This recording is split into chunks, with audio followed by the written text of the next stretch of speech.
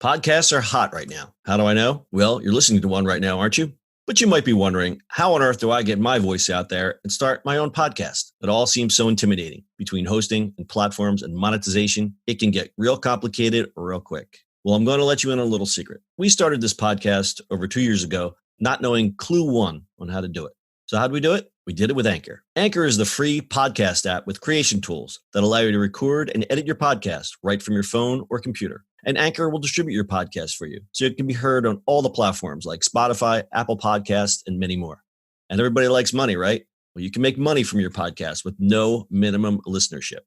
It's everything you need to make a podcast in one place. So go right now, download the free Anchor app, or go to Anchor FM to get started. It's the eCommerce Minute, your daily dose of e-commerce, tech, and retail news with your host, John Suder, Bart, Mroz, and Brittany Blackman. The eCommerce Minute is a production of SUMO Heavy, a digital commerce consulting firm located in Brooklyn, New York, and Philadelphia. Find us on the web at sumoheavy.com. It's the eCommerce Minute, episode 740. In today's episode, Amazon deploys AI distance assistance for warehouse workers. Recently, a group of 3 Amazon warehouse employees who work out of the company's New York fulfillment centers have filed a lawsuit alleging the company put them and their families at risk of COVID-19 infection. The complaint accused Amazon of fostering a work environment in which employees were, quote, encouraged to continue attending work and prevented from adequately washing their hands or sanitizing their workstations, end quote. Now the company is making an effort to protect its employees. Well, hopefully. Amazon has unveiled a new AI tool that says it will help employees follow social distancing rules. The company's Distance Assistant combines a TV screen, depth sensors, and an AI-enabled camera to track employees' movements and give them feedback in real time. When workers come closer than 6 feet to one another, circles around their feet flash red on the TV, indicating to employees that they should move to a safe distance apart.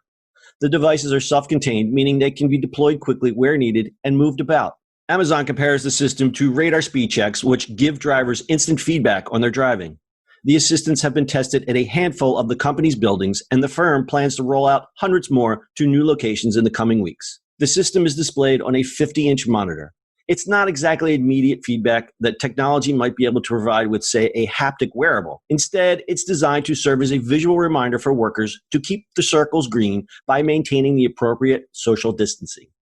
Amazon also says it will be open sourcing the technology, allowing other companies to quickly replicate and deploy these devices in a range of locations. Although these solutions will be necessary for workers to return to busy facilities like warehouses, many privacy experts worry their introduction will normalize greater levels of surveillance.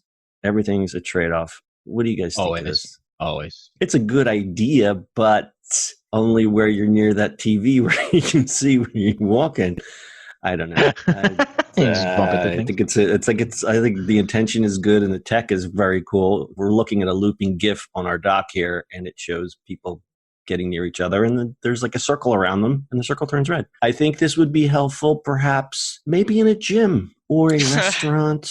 Yeah, I'm trying to think of another. See, I did this warehouse thing. Just it seems a little goofy to me because if you're not near the TV, then what is the point of this? Right. I get the tech and I get the intent, and I think this is just like a small step in something bigger. I understand the privacy implications because then it's suddenly, well, one monitor didn't work. Let's use 50, and now we can see when you're in the bathroom and you're sneaking around the corner to have a smoke.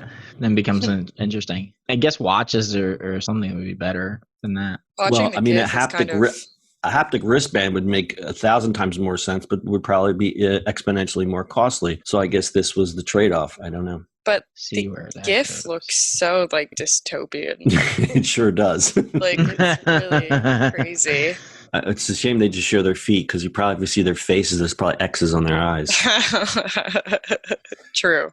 So despite spending $4 billion to deal with the effects of COVID-19, Amazon has come under fire for not doing enough to protect its workers and for cracking down on protests against the lack of health and safety measures at its warehouse. In late April, the company ended its indefinite unpaid leave policy and began requesting workers show up for their shifts unless they specifically say COVID-19 poses a risk to them or their family members. Well, why wouldn't you just say that?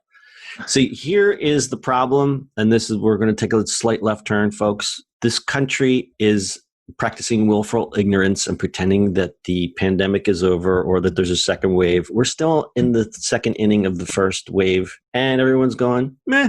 We're back to normal. plenty of instances where you see crowded bars and restaurants and places and people just being silly. And now companies are taking that cue and saying, yep, you know what? The state said I can reopen, so let's reopen. My son is a casino worker. He's getting called back to work. He's scared to death. Gyms are opening. I wouldn't step foot in a gym. We had this conversation before we started recording. But people have to work. And now it's, oh, well, you don't want to come back to work? There's no job for you. And for some people, it's a dangerous situation. You've got the other side of people who are just like, well, no, you won't get that sick. Do you know someone that's gotten this? You won't get that sick. You won't get that. I won't die. It's like the flu. No, it's not like the flu, ladies and gentlemen. But let's keep it on the business tip here. What's the danger is that a lot of these companies are now getting sued because they're not being safe. So that's the other side of the coin. People are speaking with their dollars. But I think this initial surge of everything's open. Like I just drove this morning being, it was 8:30 in the morning, and I drove by Big Lots, which has a Second Avenue thrift store next to it. The entire parking lot was filled. The store was already open. The store was filled. People have been pent up and want to get out. Listen, I'm on the top of that list. I want to get out too. But I think people just putting their guard down and going, meh. And if we look at the numbers, it's June 23rd, 2020. The numbers are still going up. We're the only country in the world where the numbers are still going up because America. reasons, America, freedom. It's crazy out there. But Walmart and Amazon, these companies are trying, but at the same time, it's all about the almighty buck. And to show this surveillance thing, every time I look at this, I'm like, yeah, okay, so we're supposed to watch a 50-inch TV while we're walking around a warehouse? Yeah. That doesn't seem very safe. Not at all.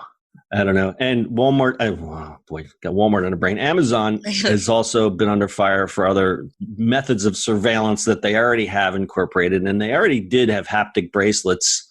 I think we did a story a while back. I'm not going to live Google that, but we did a story a while back. It was like, Bart, help me out here. It was a haptic bracelet that said if they weren't picking orders fast enough or something like that, like something super crazy, super dystopian. Yeah, they definitely have that. Amazon's already been dipping their toe in this kind of stuff. And, they had their own, they have their facial recognition software that they stopped selling. They stopped selling it or stopped offering it to law enforcement. But they're, Yeah, but instead of their warehouse, you gotta say that they definitely have a lot of technology built in, right? Like it's a tech company. Of course they do. Tech company. And at the end of the day, it isn't books and jump ropes, it's the data. And that's, that's true. That's Amazon. All right, we're going to close this happy story with a little stat time.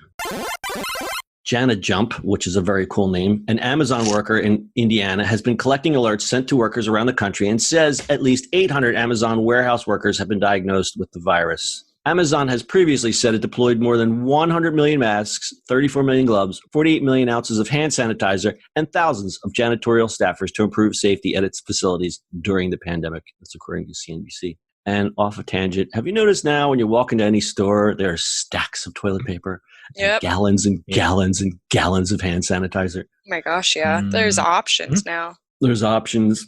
And it was, the smart guys that were able to get the stash of the toilet paper and the hand sanitizer and the paper towels, like beer distributors, which remained open. It was like, I'm running to the beer distributor to get toilet paper and paper towels. And now I have a friend, she works at one of these places, and she's like, oh yeah, we're just giving out the hand sanitizer now. We're just donating it because they bought cases and cases, and there was this hand sanitizer that came from a brewery. One of those stories that we did, we came from a brewery, and it was packed in these like a vitamin water type containers. And she's like, yeah, there's like 50 cases and we're just donating it because it doesn't even sell anymore. I mean, it was like a treasure hunt to find this stuff. Like, I remember it reminded me of like being young and liking like Webkins. Beanie Babies. Yeah, and going to the store and trying to find the specific one that you wanted. It was like a treasure hunt. It was like this big thing. Like, you didn't know if you were going to get it. Yeah, we're talking about toilet paper here. Yeah, well, we all have those stories, and I told this story on the podcast before. It was like when we were all trying to find masks and hand sanitizer, and I went and bought the hipster hand sanitizer that was $17 a bottle because we couldn't find it anywhere. I mean, my lady friend and I, we actually drove around one afternoon looking for alcohol and aloe vera to make our own which was an exercise in futility and fright and scare, because that was the early days where we're like, we don't even know if it's in the air or in the door. Right. Or we're like, yeah. But now it's like we got gallons of it here. But this is not a story about hand sanitizer. It's about Amazon. You guys got anything else? Nope. All right. That's your e-commerce minute for today. We'll see you on the internet tomorrow. That's it for today's show. If you like the show, do us a favor and subscribe or leave us a review on iTunes. And don't forget, you can now listen to the e-commerce minute on your Amazon device. Just add e-commerce minute to your flash briefing. And finally, if you have a comment or suggestion or just want to say hi, find us on social media at SUMO Heavy.